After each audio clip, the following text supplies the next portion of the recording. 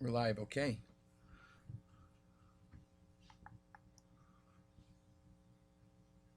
I think we're just there. Oh. 10 more seconds, we'll get going here.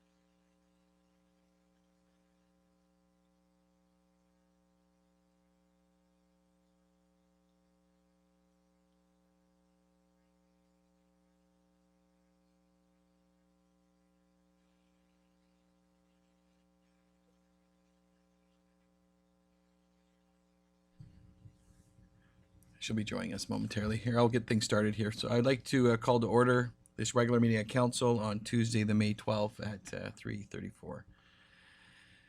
Council would like to acknowledge the Euclid First Nation on whose traditional territories the district of Euclid operates.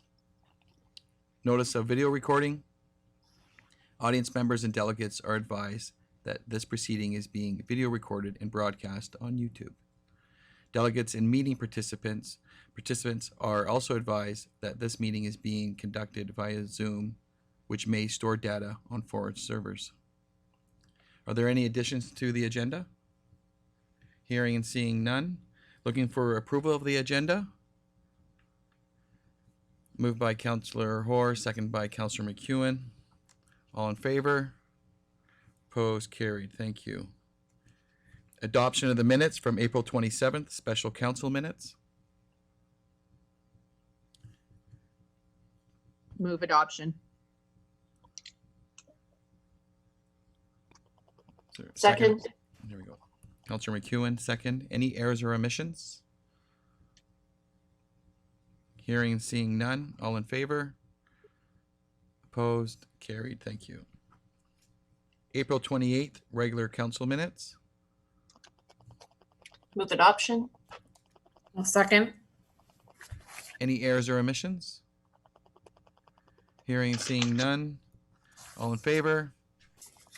Opposed? Carried. Thank you. Unfinished business. Lot 13 Marine Drive, correspondence from Weyerhaeuser. So we have a letter from Weyerhaeuser, and I think I'm going to just, Todd, I'm going to introduce you here and let you speak to your letter. Perfect. Hello, good afternoon. I'm Todd Howell, the Vice President for Real Estate Development for Weyerhaeuser, and I apologize I can't be there today because of COVID. Originally, I had planned to be there earlier this year to meet with you, Mr. Mayor, and the rest of the council. But for purposes, I'm the Vice President of Real Estate Development for Weyerhaeuser, so I manage all our projects through North America. Have worked for the company for about 14 years, worked obviously also very closely with Doug Cole over a portion of that. But I just wanted to have the opportunity to, just to sit down with you guys and related to the Lot 13, as you guys are probably aware, we've been, it was something that was agreed to back in 2005 under the initial development agreement. And we're working with a couple other developers who were not able to bring it to the finish line. And so, we're excited to work with Andrew, where he seems as if he is somebody who has both the knowledge, the wherewithal, and the financial ability to bring the project to fruition. We recognize the need for affordable housing within your community as community continues to grow. Also, some issues with having housing for for staff to help out during the busier seasons, also from a tourist perspective. But so we're definitely supportive of what you're trying to do. But I'll also say, bigger picture wise, I wanted to come on and also just reaffirm Weyerhaeuser's commitment to this project. We've been working with you guys on it now for 15 years. We've survived the Great Recession, and we also now are going to survive the COVID pandemic. And but it's a very important project for Weyerhaeuser. We're very committed to it, and we're going to do everything within our power to ensure that Andrew is ultimately successful. And also at the end of the day, that as we continue to develop the project, that we put in partnership with the council as we've done in the past. And so the point of my letter really was, I know you guys had some discussion at the last meeting relative to when was the right time to award the affordable housing credits to Weyerhaeuser. And I just wanted to make you aware that, once we have a sale to Andrew, that then, he'll obviously go through your development review process and that, but he'll require financing then from the, through a financial institution for affordable housing. And as a result of that, Weyerhaeuser really then is no longer, in control of what happens with that property from the perspective of, waiting until subdivision. So that was sort of the point of my my letter, was just to make you guys aware of that, and why we were looking to hopefully have credits awarded back to us at the time of development permit. Yet, I said, bigger picture, we're committed to continuing to sit there and push this forward. And also, I recognize a lot of comments around Andrew's development with the affordable housing, and that I think we'll definitely work with him on ensuring that there's adequate buffering around creeks and whatever we have to do from a site planning perspective when it moves on with that, to ensure that we have a project that we're proud of and also you guys are proud of. And I will open it up to questions from you. Okay, thanks, Todd. I appreciate that. Any questions from any of the counselors? Okay, there. Yeah, and I do appreciate, Todd, that you zooming in today. Obviously, the last meeting that you probably watched some of it, it was just difficult when we don't have a picture and a person. And who was the your project lead before Doug Cole? It was Charles Smith. Right. Worked on it from. He was a former Weyerhaeuser employee. He was the one that, before the Weyerhaeuser actually had acquired the lands where Charles came from, the really had been involved in the project since day one. And then as Charles worked on more a consulting basis and really decided that I think he wanted to spend less time on the island and maybe more time in Mexico playing golf, that was then transitioned to Doug. And obviously Doug has been a great asset to the project for that. And I really look forward to meeting with you guys live here as soon as we're allowed to travel and come see you at some point in time in the future. Because as you know, in addition to Lot 13, we're also working on a 27 lot expansion, the next phase of the development. And then additionally, I think there's some things we'd like to look to from a master plan perspective, where we obviously want to protect the trail and the lands, down near the water, and ensure that there's everything that we do as this project continues to develop actually helps out the community, and we don't negatively impact. And we think that actually development in a very sustainable way can work there. And that's the big one. I know that Charles and both Doug and not having either one of them. It's so who would be are you going to be the go-to person then, kind of replacing these two? Okay.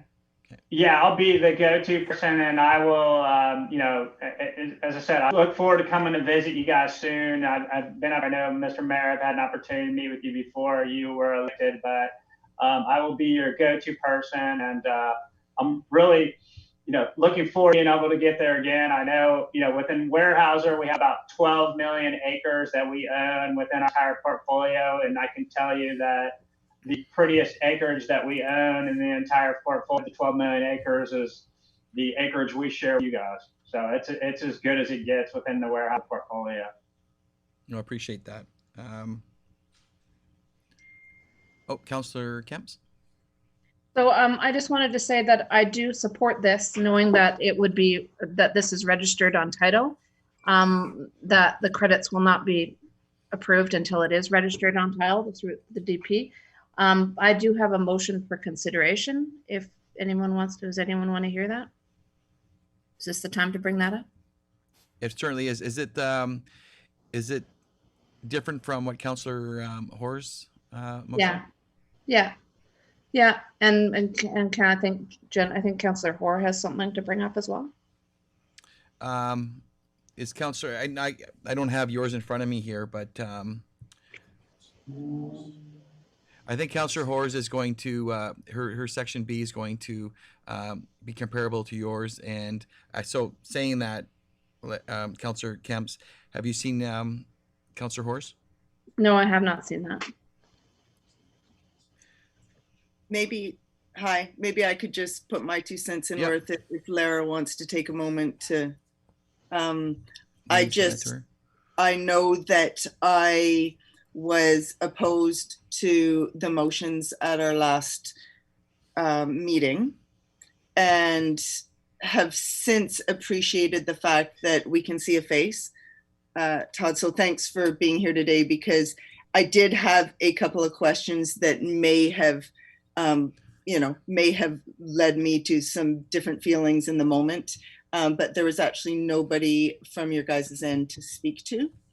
So I appreciate you taking the time today. I also appreciate further understanding from the letter of how the timeline of between our last meeting and the motions and the DP and the subdivision, and where these other details such as the credits can fall into place. And I feel as though at the DP level, with certain things in mind and agreed upon, that it certainly seems kind of like meeting in the middle, because I think at this point everybody's trying to what do they say, CYA, and it is important because we have to do that for a whole community on our end, and you're doing it for a whole corporation on your end. And so and I hope everything turns out perfectly, like we all really strive to make sure that this is a successful project. So I just want to say I really appreciate your time here today, and I know that we have some other thoughts.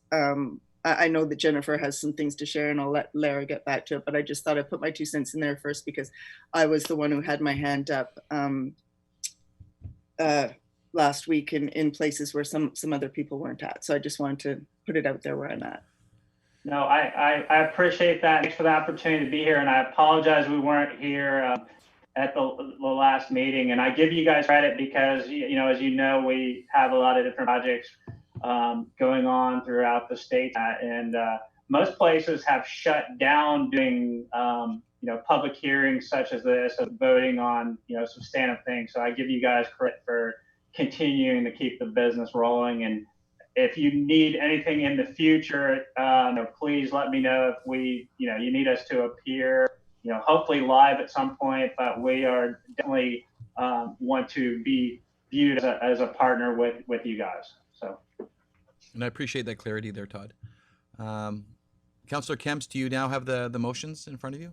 I do, yes, Okay, thank you. perfect. So I think that you'll be satisfied with the B part of that. Any other comments from any councillors? Seeing none, perhaps Councillor Hoare, if you wanted to make those motions. Quite happy to. I move that council indicates the following additional information should be provided at the time the development variance permit application is submitted for the proposed subdivision and development of lot 13.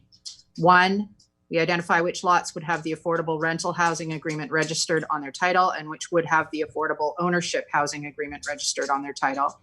2, identify which lots would be developed as 1 bedroom, 2 bedroom, or 3 bed homes. And 3, identify the prices of the lots and the homes. Maybe we'll just vote on that one and before we get to the next one. Is there a seconder? So I see Councillor Kemps. Any further discussion? All in favor? Opposed? Carried. Thank you. Okay. Okay, I also move that council indicates it is prepared to authorize modification of the master development agreement and covenant EX 125879 on lands owned by Weyerhaeuser Company Limited at the point when a development permit has been issued for the proposed subdivision and development of the land, subject to the concurrent registration of the no subdivision covenant with option to purchase being registered on the title of Lot 13. Second. Okay, Councillor McEwen. Any further discussion? All in favor? Opposed? Carried. Thank you. And thank you, Councillor Hoare, for making those motions today and putting that clarity into this development permit. I think that's really all we want is a little bit more information. Yep. Just for reassurance for the town. No, thank you for that. That's great. Okay, well, Todd, I think I thank you if you're still there. I don't think you want to listen to the rest of our council meeting, but again, we appreciate you showing your face, and we look forward to working with Weyerhaeuser in the near future. Is he gone? Okay, that's fine. Okay, off to Mayor's announcements. I just want to do a shout out. It's International Nurses Day, if one didn't know, and just thanking the nurses for what they're doing day in and day out around the world. And second part of that is just asking the community members, just stay home this weekend. We're coming up to a long weekend, and just a reminder, it's simply essential travel is what's necessary. So the highway does go both ways, and let's just stay local again. Public input, delegations, and petitions. Mr. Rotenberg, are there any questions? Just checking my emails right now. And there are no comments at this point. Okay, thank you. And we have 2 information items.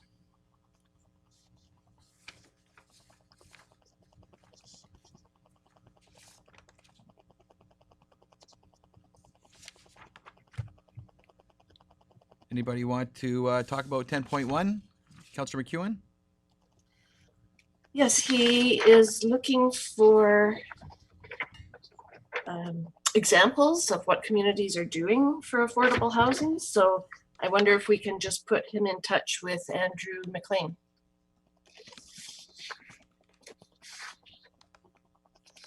I think it's something we can do for sure.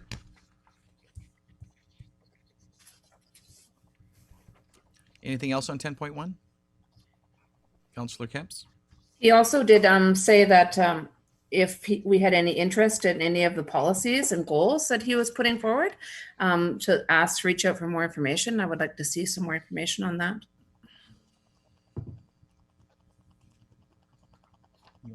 Reply through the mayor, so we can respond back and just ask for some additional information, and we can provide a few links about what the District of Euclid's been doing, including some information on our website. So happy to do that. Do you need a motion for that? I'm happy to do that one get staff to do that. No problem. Thank you. Councillor Cole, did I see your hand? Yeah, I just wanted to comment that as I read through this, there were a few things, and I know that it's not something that we're committing to doing, and we're sharing some information, and it's just an item of information. But when I read things like container homes or simple row housing, those kind of things, those terms and what I've seen in other communities kind of scares me and doesn't seem very Euclidean. Anyways, I just wanted to put it out there that some of these ideas don't seem like that they would be a fit in the community.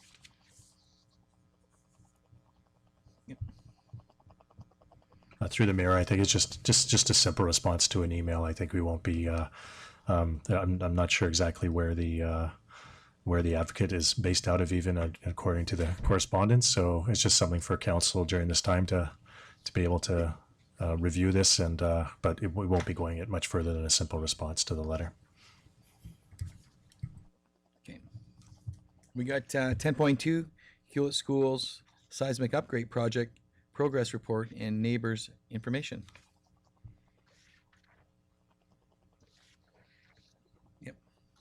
Through the mayor again. So this is information that's provided to us from the project managers for the school, the revitalization project there, or replacement for the school, and we'll be sharing this information out on our community notices and also through our Yuki mail information for the community, but and all their contact information in there, so it is questions that can be directly put forward to the project managers as well and the school district.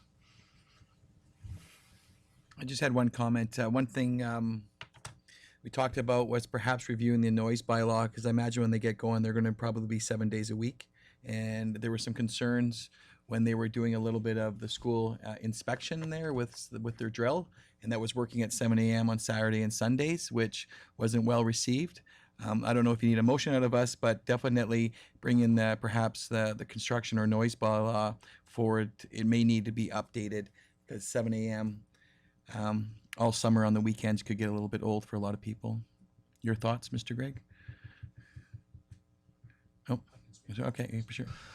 Planning staff is working with them, those project managers right now, so we'll be reviewing the bylaw with them, and then as well encouraging the hours that work best for the community, for sure. So there will be some blasting at some point coming up, and demolition permits being worked on right now. Okay, perfect. Thank you. Any other questions from the councillors? Hearing, seeing none. Okay. Council committee reports. Councillor McEwen.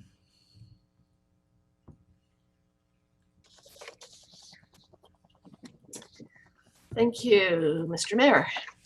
On April 29th, I attended the CBT, Clayoquot Biosphere Trust virtual open house, which unveiled their plans for their new building in Tofino at 301 Olson Road. There were 50 of us online. It was a Zoom meeting as well. So a lot of people were interested in the proposed plans for their new building. Really interesting, and they're still looking for feedback as well. They want a lot of community engagement. And I got a newsletter from the Multiplex, their very first e-newsletter.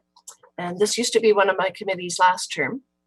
And I just noted that they have hired a part-time administrative and communications manager, Michelle Gagnier from Tofino. And I do know her from being a Pacific Rim Whale Festival coordinator many years ago. So good hire for the Multiplex. And this is the first time they've hired anybody. It's always been a volunteer group working tirelessly to try and get this multiplex built for at least 20 years, if not more. And they are still waiting to hear about the Investing in Canada infrastructure program. They still have not been declined, so they're hoping that that grant may still be coming through for them. And the Wild Pacific Trail meeting is scheduled for tomorrow evening. That's it for me. Thank you. Councillor Kemps. Okay, thanks. So I've been sitting on many Vancouver Island Economic Development Association meetings and BC Economic Development Association meetings, as well as BC Chamber meetings the last couple weeks. Today we sat with WCB was on a call today, which was very interesting. And more guidelines will be coming out for restaurants tomorrow, provincial guidelines and WCB guidelines. And right now, WCB is specifically working on the personal care area of that. So massage, hair stylists and so forth. So that should be coming out by the end of this week. It still looks like there's a really gray area, and it's hard to get my head wrapped around it, what our marine activities were going to look like. It looks like they're going to be rolling out under the tourism in phase 3.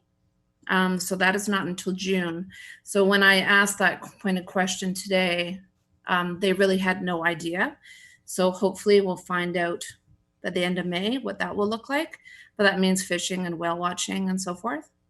Also, it's interesting that DFO, last year, for the last couple of years, I was on the Southern Resident Killer Whale Task Force.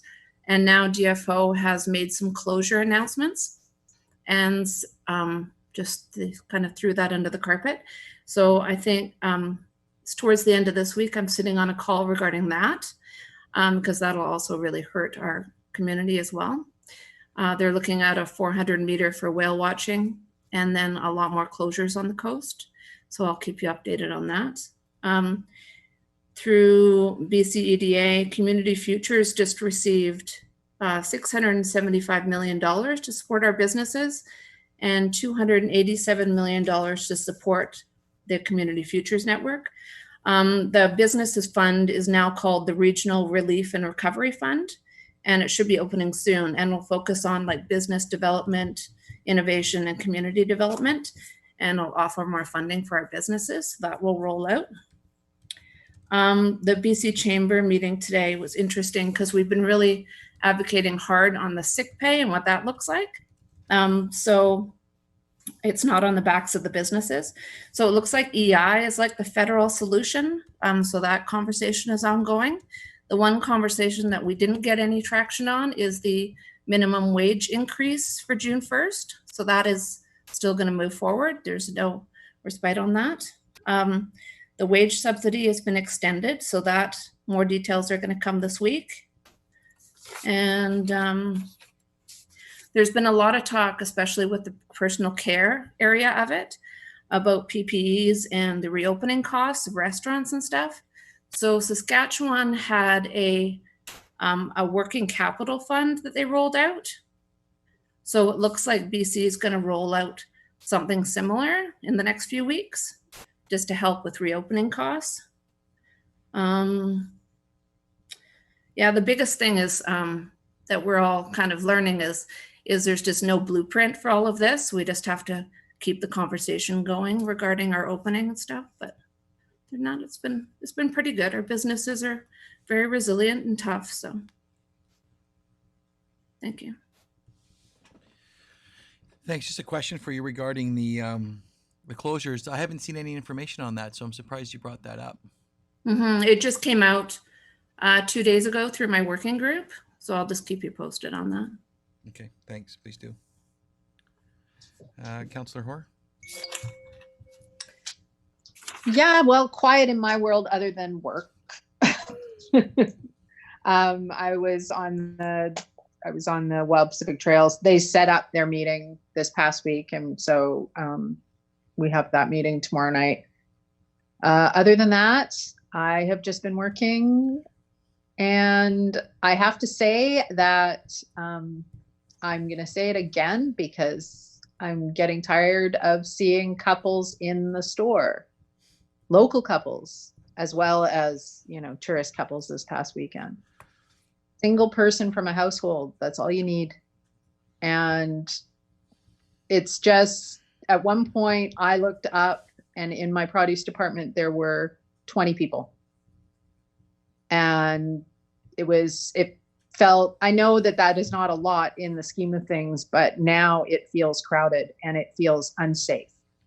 And I don't like that feeling. And I couldn't have been the only one feeling unsafe. So just a reminder to everybody out there, make your list, come in, shop efficiently, quickly, mind the arrows, mind the social distance, please, for everybody's safety. Thanks. And I also noticed the other two little corner stores, and encouraging people to sneak in there once in a while if you just need a couple last minute items. Thank you. Councillor Cole.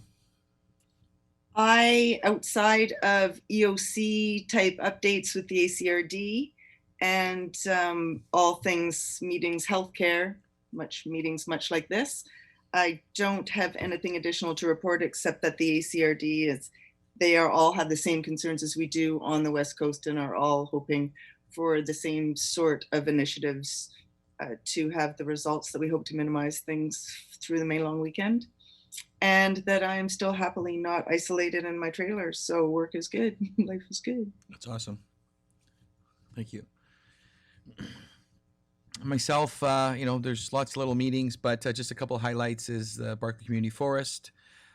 There will be an AGM meeting yesterday, so they'll be working out the details of the date, and then we'll be doing a posting. Obviously, we have three three people that we have assigned to that board, so we'll be reviewing that as a group.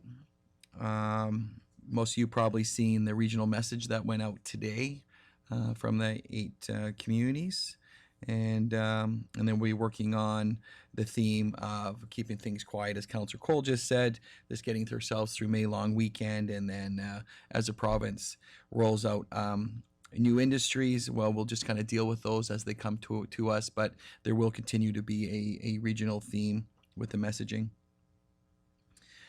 Gord John, I think you all saw the letter that was sent to Gord John's office just regarding a friendly reminder of some shelf-ready projects that we do have. It's easy to lose track of things with COVID-19, and so we just wanted to make sure that we were in a queue with our water grant and with a few other projects that we do have shelf-ready. And I do continue to have it's now bi-weekly with Scott Fraser, and so yeah, I think all in all, we're heading in some positive.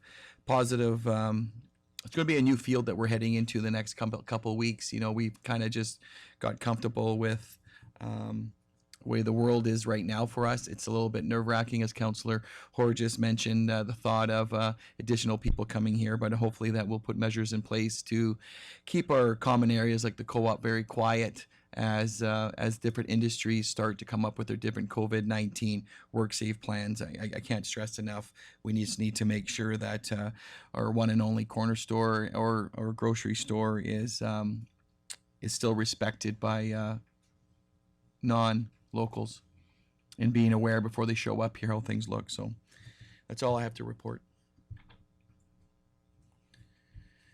Okay.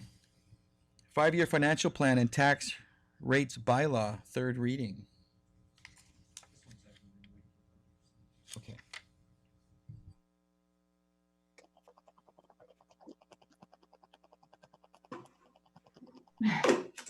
Sorry, I'm having technical difficulties here. It's all good, lots of time. Need the owl to wake up and find me. Good afternoon, Council. Through the Mayor, before I talk about the bylaw, I'm just hoping it's appropriate in this spot for me to let you know that we've started the process of having customers be able to have apply for their homeowner grants online this year. It's not something that we've been able to do before, and it was sort of on my list of projects to do next year, but COVID has moved it up a year. So we're going to have homeowner grants online available for our customers. So they won't actually have to come in to the office. Sorry, my computer is giving me a message and I'm afraid to push this button. See, nothing happens. Okay, good, I'm still here. All right. So at the last meeting, I brought forward the financial plan and tax rates bylaw for first and second reading.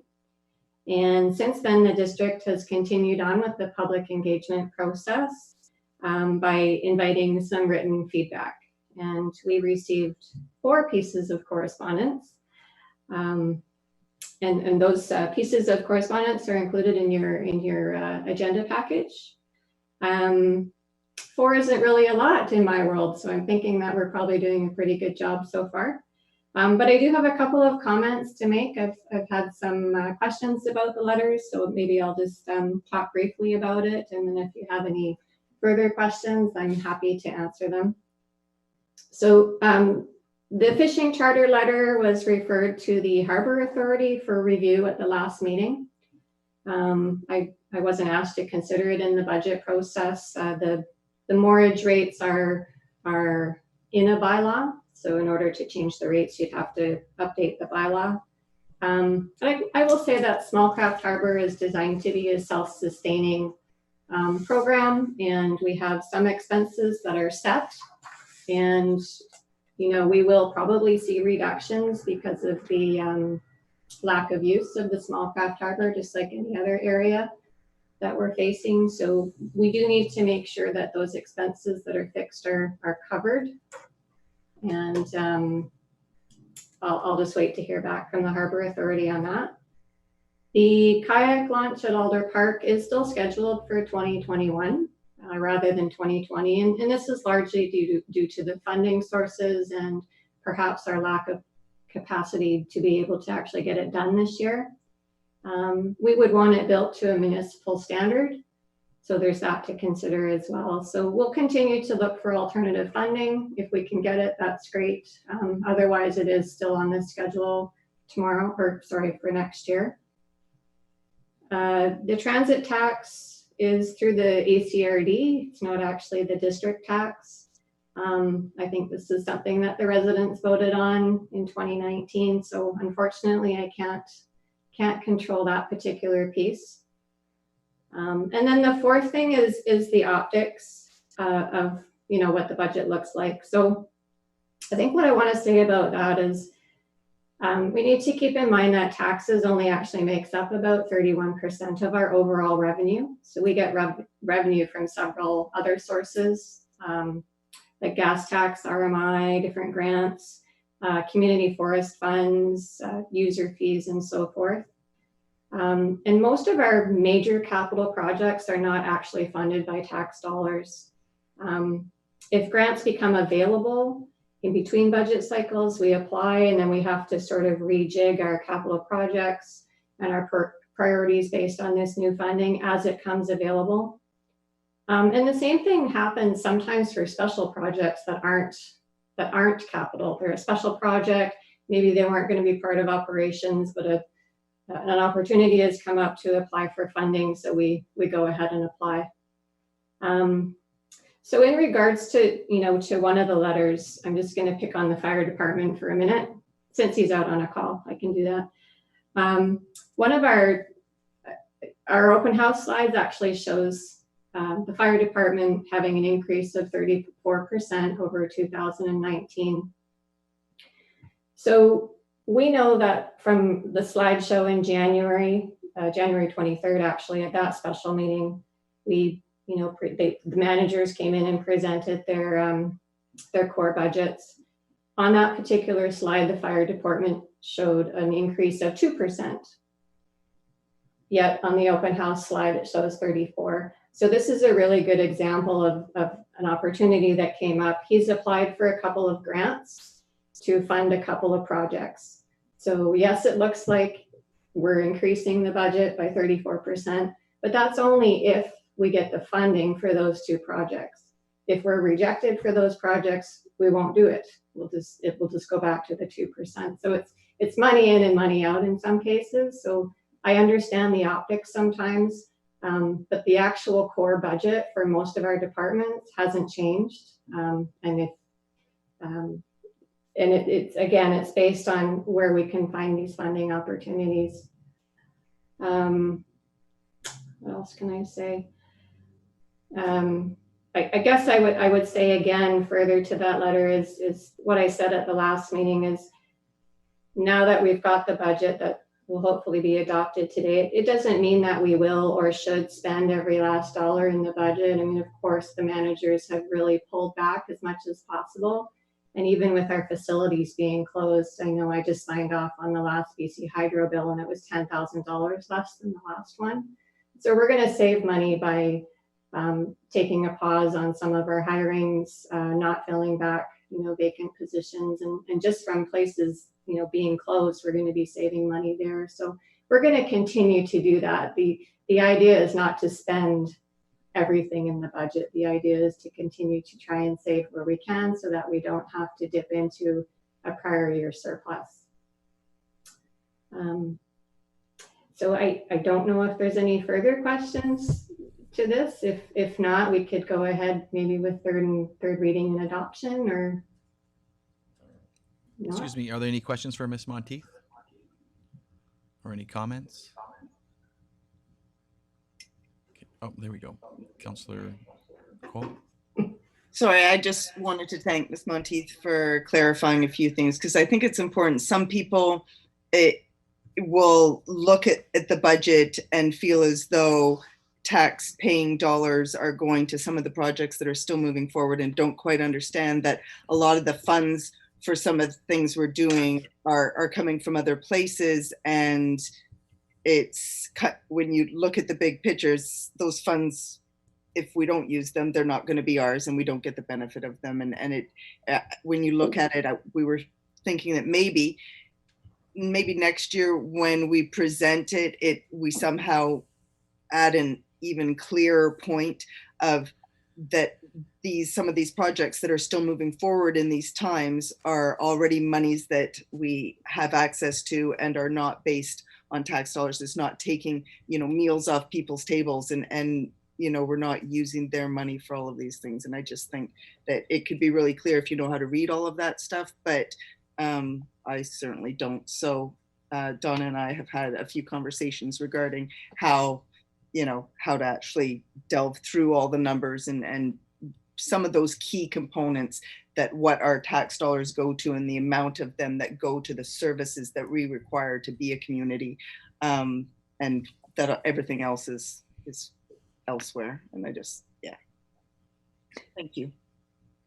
No, great, thanks. And any other comments? Okay, hearing or seeing none, there is 4 recommendations. Is someone who'd like to do them? Okay, Councillor McEwen. I will move recommendation 1 that council give District of Euclid 2020-2024 financial plan bylaw number 1274-2020, third reading. Second by Councillor Hoare. Any further discussion? All in favor? Opposed? Carried. And I can carry on recommendation 2. I move that council adopt District of Euclid 2020-2024 financial plan bylaw number 1274-2020. Second by Councillor Hoare again. Any further discussion? All in favor? Opposed? Carried. Thank you.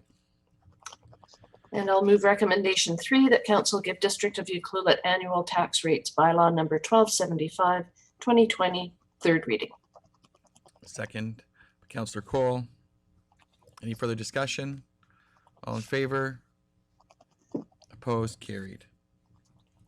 And finally, I move recommendation 5 that council adopt District of Euclid annual tax rates bylaw number 1275-2020. Second by Councillor Camps. Any further discussion? All in favor? Opposed? Carried. Thank you. And Ms. Monteith, I just want to thank you too. I know you've done a lot of work for this budget. As Councillor Cole says, I believe we're very proud of a lot of the contents of the budget, and a lot of the things in this budget are not from what you'll be paying on the July the 2nd. It will be things that are coming from grants, and I really look forward to how things are going to unfold, in particular with some of these projects going forward, bringing our community ahead. So it's a healthy budget, and thank you once again. You're welcome. Thank you. And 12.2, fire safety inspection bylaw adoption. Call, so I may speak to it first. Yeah, for sure. Sorry. So through the mayor, so our fire chief was going to present on the report, but he's been called out for a call. So I can try to answer any questions you have of council, but it's the final reading. So please let me know if there's any questions I can answer. Any questions? Hearing, seeing none. So we have one recommendation. Councillor Cole. I will move that council adopt District of Euclid's fire safety inspection bylaw number 1265-2020. Seconder, Councillor McEwen. Any further discussion? All in favor? Opposed? Carried. And I think I did thank him this morning, but Chief Geddes did mention, I did ask him when he was going to start the inspections, and obviously, like everything else in the world, when things start to get a little bit normal, he'll be starting a bit of an inspection plan, but this is the first step, so thank you. Reports 13.3, Euclid COVID-19 Community Response Plan. Mr. Boyson. Yeah, so I'd like to just briefly speak to the response plan that the district is putting together. We've got a PowerPoint that hopefully will work on the Zoom meeting. I have a couple recommendations before council. So one for council to support the establishment of the Euclid COVID-19 recovery unit task force, and second motion for council to endorse the proposed draft Euclid recovery plan. And generally what I'm looking for feedback from council today on if we're on the right path. So we have an approach that we've put together for the Euclid, and there's some methods that we've tried to put through here. There's a lot of conversations going on in town, and we're all members of council and key members on the task force are all used to a lot of conversations right now around COVID, and a lot of information is flowing around. And we're trying to look at this plan as a tool that we can use to be able to primarily focus as a communication tool. So if you go to the next slide, please, Nicole.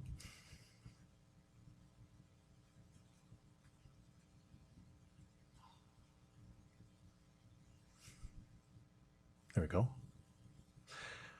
So things have been changing rapidly since we started. This is almost 2 months now since we initially started this. We had our budget meeting 2 months ago. So yes, thanks again to our CFO for completely rewriting our budget over the last 2 months.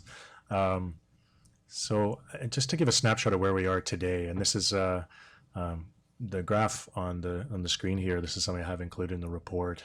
Just shows where BC is at, and the whole flattening the curve discussion has been something that I think BC has had a lot of success in, and on the island in general, and also on the coast, we've had no cases of COVID so far.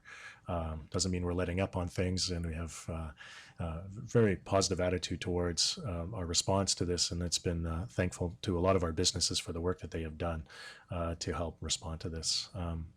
But the province has come through with a very positive Restart BC plan. We do get a lot of inquiries at the district about when are we going to be the district allowing things to be reopening up again. This is really something that comes through the province, and but we do have an influence on that, and as mayor and council has an influence on that about how we move forward and our approach to everything. So I think we found the right approach to what we've been doing. But generally, a timeline for business opening depends on the municipal, or sorry, on the province. And when we get that guidance now, this plan has given us that guidance. So the Restart BC plan lays out some timelines as well. So we can go to the next slide, please, Nicole. So before we get into that, I guess I just want to talk a little bit about the goals of the plan. So there's sort of three main goals here that I wanted to highlight. One is more of a traditional emergency response goal that a typical response plan, recovery plan, as an AOC and Emergency Operations Center would develop to meet provincial guidelines. That first goal is still applies to this situation, but like everybody says quite often, that we're in a marathon situation here. Long term, we need to add some more goals to that, which, as I mentioned, the second one is internal and external communication lines are maintained. There's new information coming at us all the time, and I think it's really important we try to put this all together in one spot. So even in our council meeting today, when I update from Councillor Kemps, there's new information coming into her side of the world all the time. So that's really a key part for us, and a real benefit to the district is if we can align all of our communications and really be able to get all the information in one plan, that will help us to be able to recover. So, and the last part is just to have a process that looks at sort of a more multifaceted approach. So because we're different groups that we have and these different aspects of really economic, social, and then the municipal side of things is really a lens that we can look through it and try to break out the actions, and when we try to assign tasks, it really will help. So the last comment is just that this is a living document, and as I'm saying, there's things are changing all the time. This document will have many versions as we move forward. It's now into version 4 as of tomorrow after we do some more edits to it. But this is the way the document's going to be. It's going to be a living document with continually evolving actions. Next slide, please. So we're really pleased with the task force that we've pulled together. So from the district's EOC team, we have our senior management team, which includes myself, our fire chief, Rick Geddes, our manager of community planning, Bruce Grigg, and our manager of recreation and tourism, Abby Fortune, who's been helping on the recreation facility side a lot. She's just transitioned into a new role, but that's a big part of the team. having a valuable member like Dr. Carrie Marshall is essential on our team, and from a health perspective, and be able to give guidance from that side of things. Lara Kemps, who you just heard give an update as a counselor and also the Chamber of Commerce employee, she's been moving forward a ton of actions for the community and is an essential part of the team. Denise Nice-Norman is the Executive Director for Tourism Euclid. And the West Coast Resources Society, Margaret Morrison, is Executive Director. She's going to be a part of the team as well. So we've had a chance to have one meeting so far. We have another meeting on Thursday, and we plan to have weekly meetings. And we've moved forward this draft plan that's attached to the report. And so looking to get feedback from council on that, the task force, and any other direction you have. Is there another slide that you can move to, please? And how the inputs and outputs would flow in this task force is that there's the stakeholders and community feedback that we receive.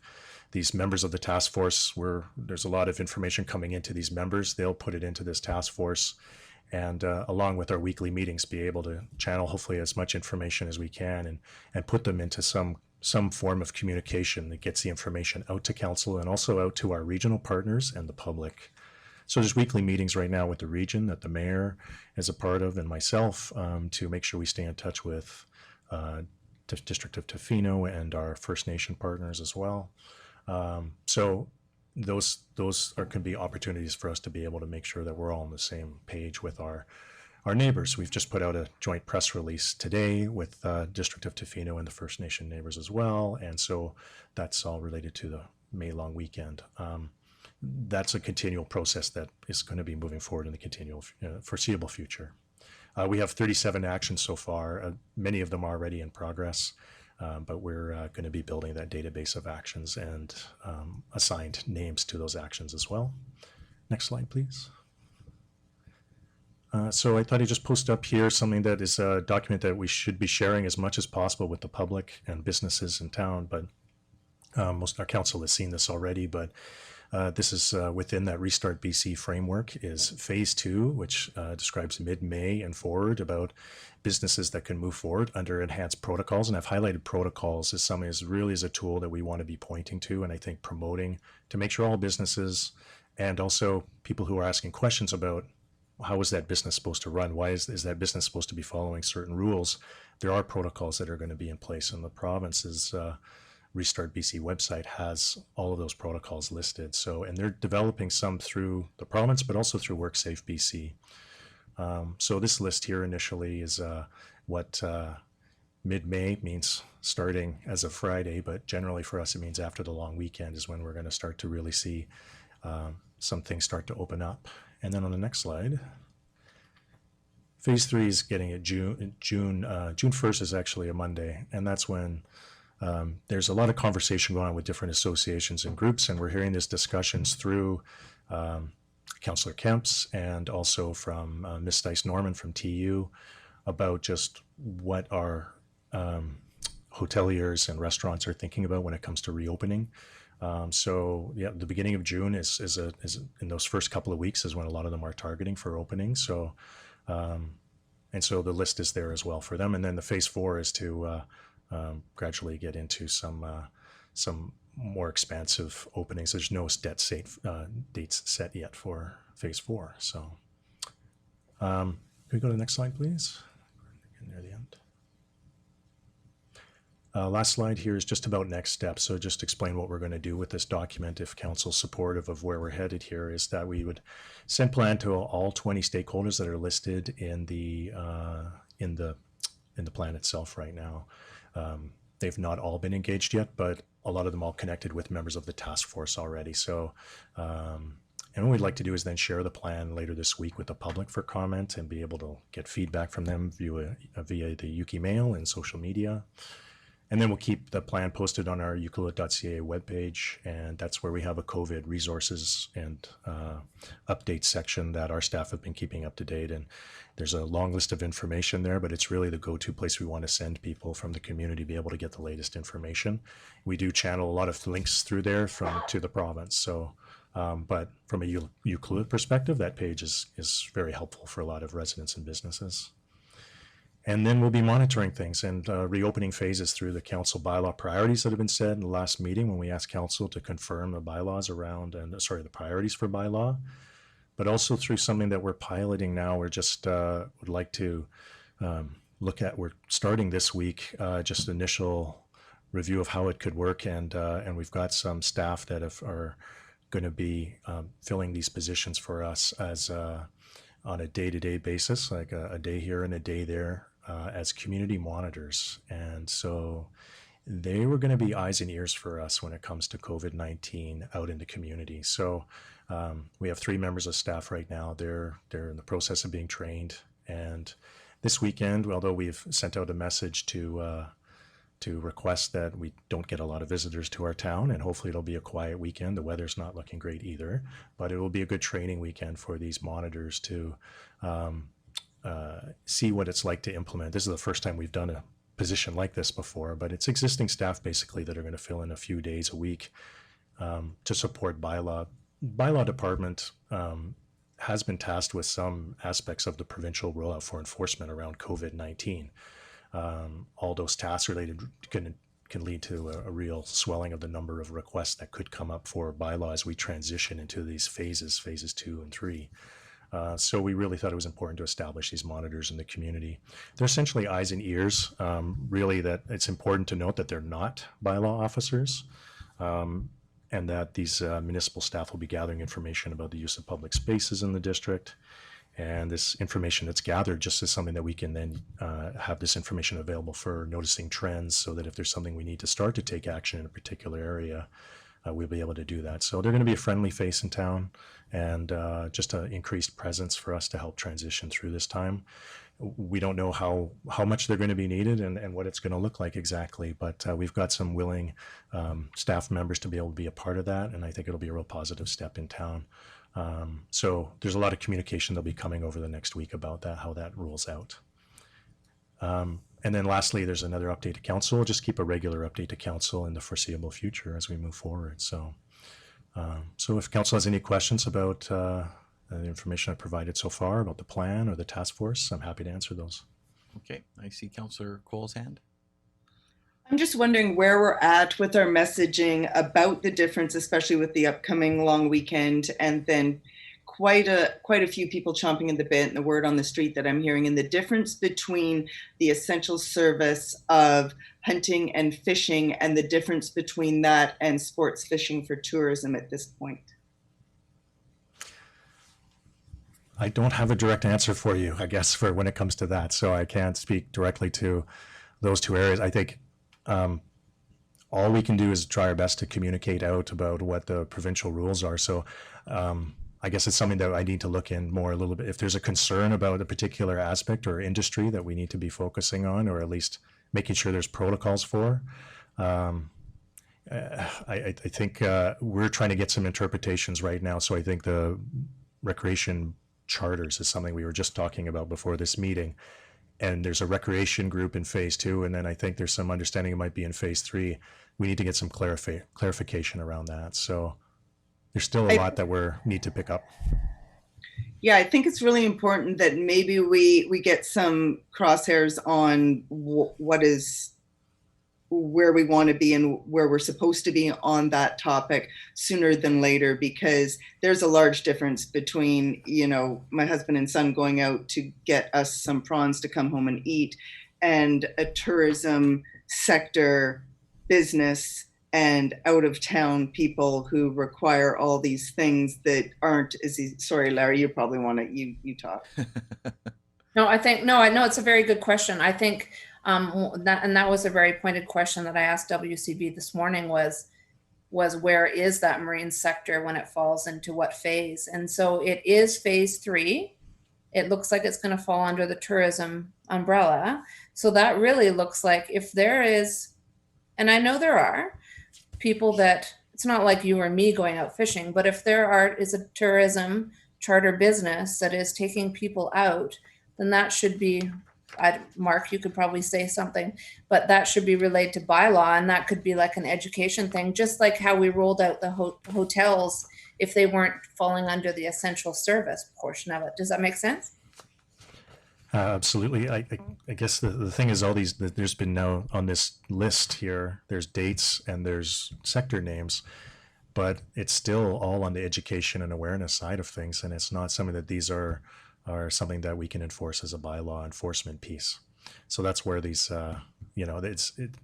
for us, we're going to be trying our best at, so for example, our touch point that we can do as much communication awareness as we can is down at Smallcraft Harbor. So our harbor master is up to speed on trying to have a lot of those conversations with people down at the Smallcraft Harbor. But it's going to be challenging. There's going to be some leaks in the system, seepage, I guess. There's going to be stories and there's going to be some challenges. But a lot of what we can do actually to take action on it's only going to be around education and awareness for the majority of the actions we take. Mm-hmm.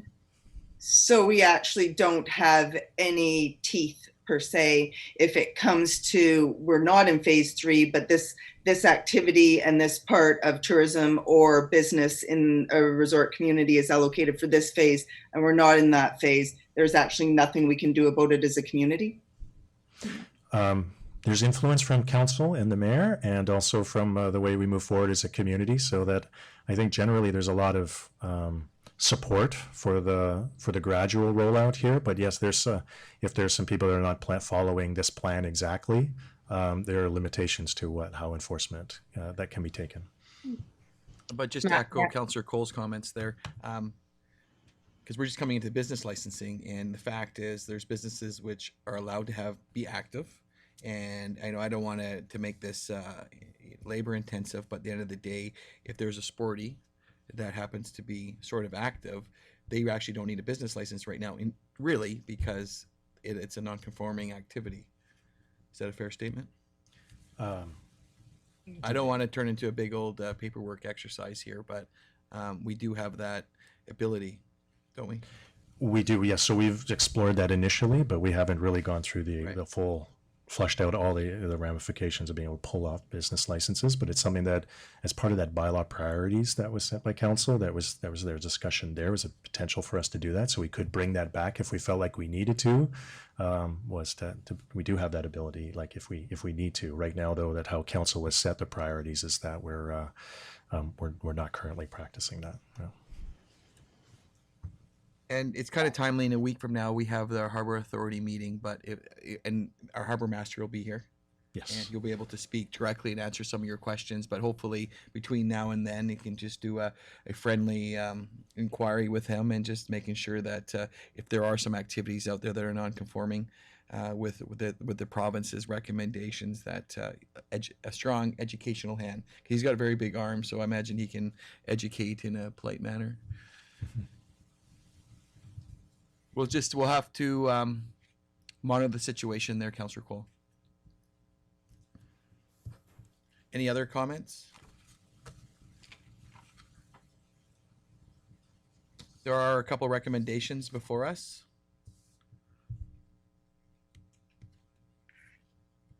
Councillor Hoare. I'll move that council support the establishment of the Euclid COVID-19 Recovery Unit Task Force. Seconder, Councillor McEwen. Any further discussion?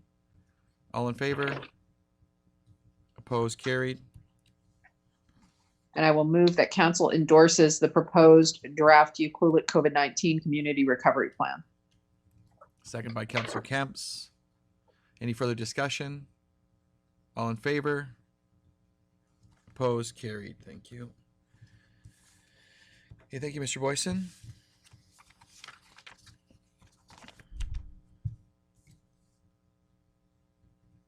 (13.2) check listing, April 2020. Any questions for any councils? Okay, hearing and seeing none. 13.3 resolution tracking, April 2020.